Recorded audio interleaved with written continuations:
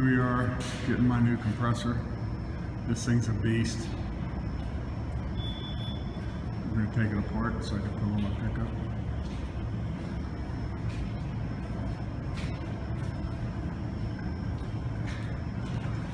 Okay, here we are, February 28th. Finally warmed up. It's 60 degrees out.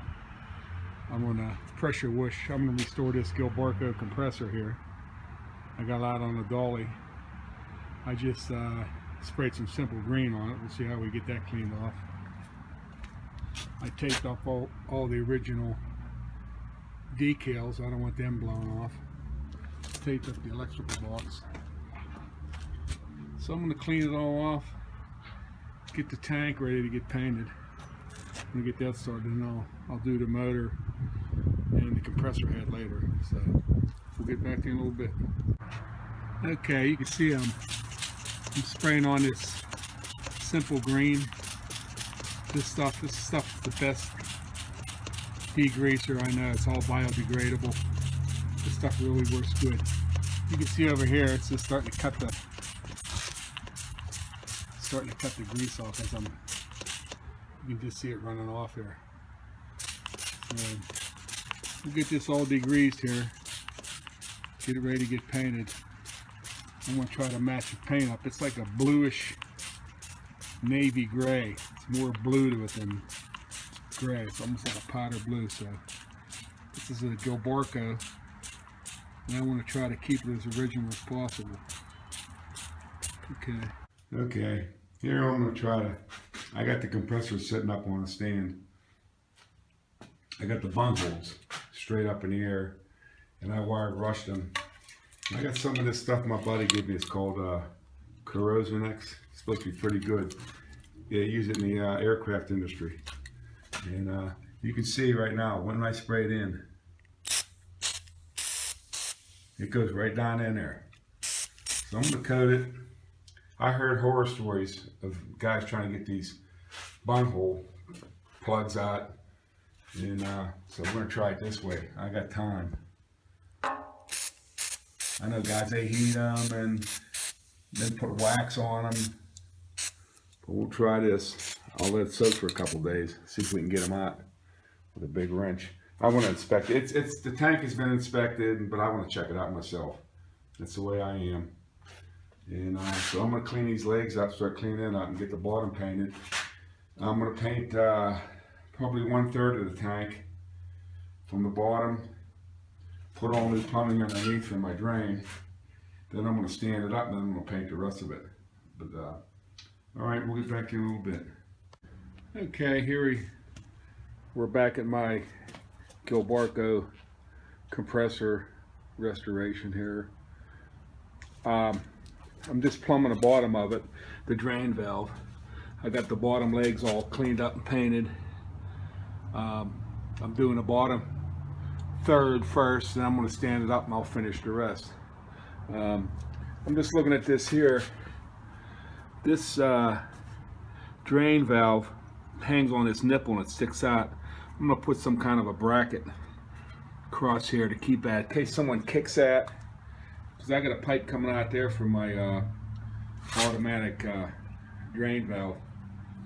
There's some more hardware that goes on there, so I'm going to make a bracket to go across here and support that, because that's all just hanging on nipple, and I'm just worried about someone kicking it or bumping it with something, a jack or something, so we'll address that. So we'll get back to you later. Okay, here we are back at my compressor restoration video here. I'm just gonna made a bracket. I'm just getting ready to weld on to the bottom drain valve. It was just gonna support that nipple. So I welded on. We'll get back to you in a little bit. Here's the tank. I got that all finished. So getting ready to get into phase 2 now. So we're gonna do my the pump itself. So we'll get back to you later. Bye. Okay, here we are in the next phase. I got my Quincy 325 compressor pump. I'm getting ready to pressure wash it. Gonna paint it. This thing was rebuilt, I think, in 1987. This thing is meticulously maintained. The guy really took care of it. Look at the fins on here. The fins they're like brand new. The cooling fins on there, they're pristine. Not a dent in them on both sides, and that's a rarity these days. So I'm going to clean it up and get ready to pressure wash it, and we'll give you progress reports later as we go on. Okay, thank you. Okay, here's the latest update on my Gilbarco Quincy 325 restoration. I just put the 3 horsepower motor on and belts, and I was looking for a set of OSHA approved belt guards for it, which are hard to find, and I happened to be going through Craigslist on Sunday, and I found a guy 2.5 miles from me. He had a Gilbarco compressor for sale. It's an older one. It's an old oil slinger, record of change 4, but I got it at a good price. It had a 5 horsepower Dayton motor, 184T frame that I'm going to put on it. I mean, it's same pulley setup, same dimensions, everything. It'll bolt right up. And I'm going to take the 3 horsepower. I'll put it on here, and I'll probably sell the whole compressor later. But the main thing I wanted to get was these belt guards. These were hard to find. They're not in bad shape. This one here is a little dented, but I'll massage that all out and paint it and sandblast it and paint it and make it look good. But yeah, that's the latest report. Another thing too is it's a neat old Dayton control box. I mean, a Square D. Has a lockout box on it, and it was drilled and tapped for the same frame. It come off of this compressor over here. So I'm going to put that all on there and try to keep it all original. And I guess I won't have the pretty chrome capacitor covers, but the 2 extra horsepower will more than make up for that. So I'll get back to you later when I get done on the progress. So we'll talk to you later. Bye. Okay, here I'm starting to work on this 5 horsepower Dayton motor here. I just pulled a fan shroud off it, and apparently you can see all the, he must have been and worked in a body shop or something like that. Man, the crap it's in here. So I'm going to clean it all up, dig into it a little further here, check the bearings, see how everything is. I mean, when the guy started it up there when I bought it, he wired it up for me. This thing sounded sweet. I mean, it ran. So hopefully there's nothing too wrong with it, and we'll get it back together. So we'll get back to you in a bit. Okay, here I am back on my 5 horsepower Dayton motor from my Gilbarco compressor. You can see I cleaned out the inside of the motor housing there. I got the fan cover all cleaned out. And what I did, I soaked it, turned it upside down about 4 inches, about up to here, Enjoy dishwashing fluid. Then I put some Simple Green, and I cleaned it out with a real light power wash. Then I dried it out with a little heater here. Dried out, come out pretty clean. So I don't know if you're supposed to do that or not, but oh well, we're gonna see. So I got everything cleaned out and getting ready to throw. I'm gonna throw the new set of bearings in it. I just ordered them on eBay, so we'll get back to you in a little bit. Okay, here I am on the next phase of my Gilbarco compressor restoration. I'm putting this 5 horsepower Dayton motor in there. I just got the motor housing all cleaned up. I cleaned all the gunk out of the stator, and I just pressed on new bearings on the rotor there. I got these bearings off eBay for, I think I paid $15 for both of them. Got everything all, motor housing, fan shroud all cleaned up, so I'm getting ready to put it together. And then I guess the next video I'm going to test it and see how it runs, so we'll show you that in a little bit then. Thanks for watching. Okay, I just want to take a picture of I got both motors side by side. I got the 5 horsepower there and the 3 horsepower Marathon, both good motors. I'm going to get ready to put the 5 horsepower on, and I'll put this 3 horsepower on the older Gilbarco. So the pulleys on them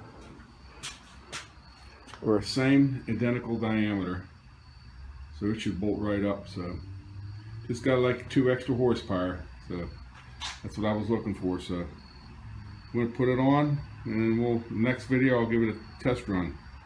So thanks for watching. Okay, here I'm about to remove the 3 horsepower motor from my Gilbarco compressor.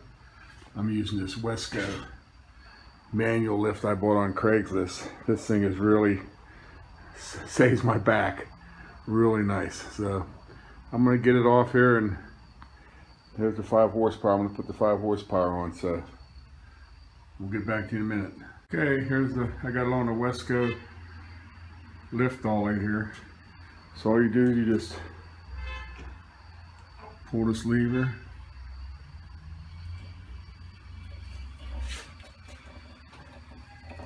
You can see it lets it down. Saves my back a lot of lifting. Best $85 I ever spent. Craigslist a savior. There it is. Okay, here I am on my Gilbarco compressor belt guard. I got the main frame pretty much straightened out, got a little dents out of it. I'm getting ready to re-weld the expanded metal side covers on there. So I'm just giving you a little progress report how I'm doing here. And this here is in perfect shape, the top part. It just needs cleaned up and painted. So just letting you know how far I'm getting there. I'm getting ready. I want to get this out of the way, then I can start working on the switches and the air controller. So we'll get back to you in a little bit. Okay, I finally finished my belt guards. They're all welded and painted, ready to go on. I just wanted to give you a little progress report how they turned out.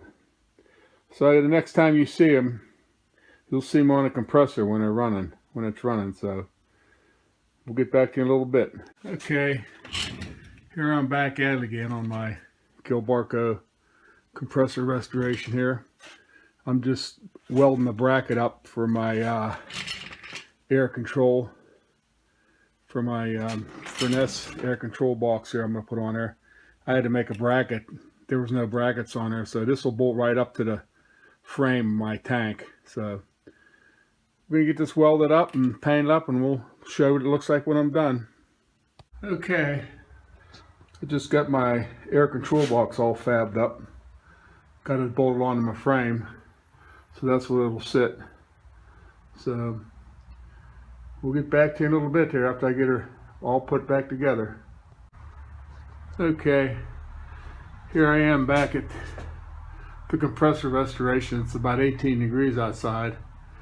I just finished mounting my square D box on, and I got my pressure control switch on. I'm just measuring for the wires so I can get my cable and wires. Then I'll put the belt guard on, put it in position, and then try it out. So this will be the last photo you see of it before it starts running. So I'll get back to you later. Thanks, bye. All right, everybody. I finally have my compressor all together, restored. I got it all wired up. I still got to put the top of the belt guard on. I just want to make sure the belts aren't too loose and don't need adjusted. Start it up. It's holding pressure. Runs real nice. Quiet. Holds 20 pounds. Oil pressure.